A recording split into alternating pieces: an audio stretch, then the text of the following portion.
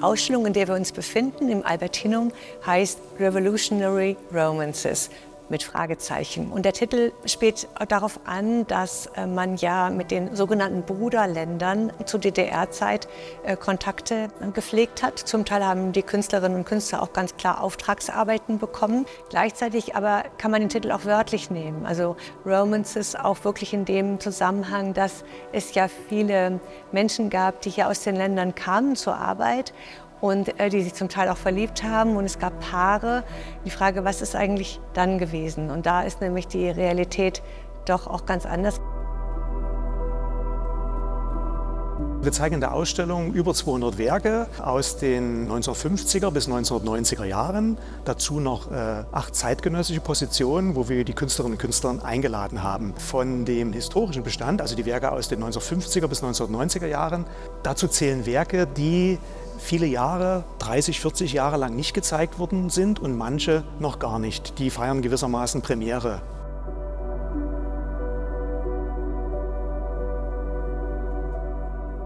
Ich denke, dass diese Ausstellung mindestens betrifft die sensible Seele der Menschen.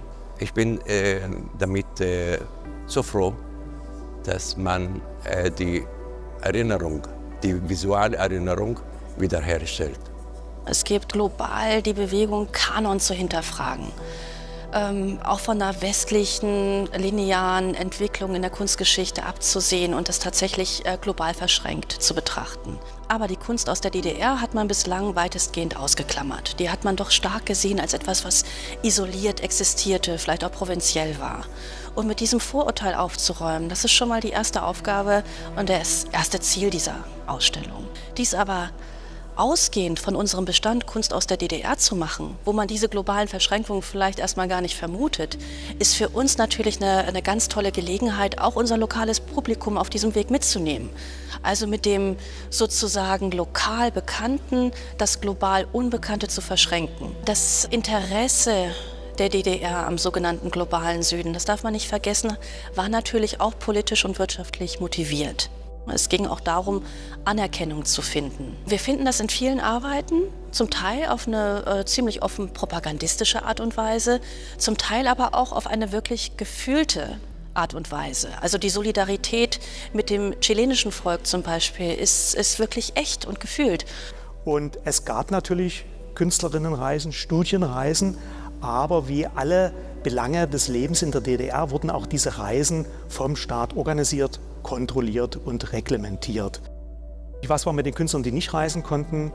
Mailart als eines. Wenn die Künstler nicht reisen können, reist die Kunst. Also die Künstler haben im Postkartenformat ihre Kunst auf Reisen geschickt. Man konnte natürlich auch versuchen, sich fremden Ländern und Kulturen in der Fantasie anzunähern.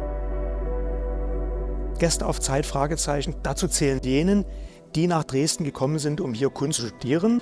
Aus Brasilien, aus Chile, aus Vietnam, aus dem Irak, aus Syrien, aus Palästina, aus Indonesien. Das ist ein Kapitel, was gut dokumentiert ist in dem Archiv der Kunsthochschule Dresden, aber bisher noch vollkommen unbearbeitet ist. Und wir haben gewissermaßen das erste Mal mit beiden Händen in dieses Material hereingegriffen, haben versucht, eine kleine Struktur reinzubringen.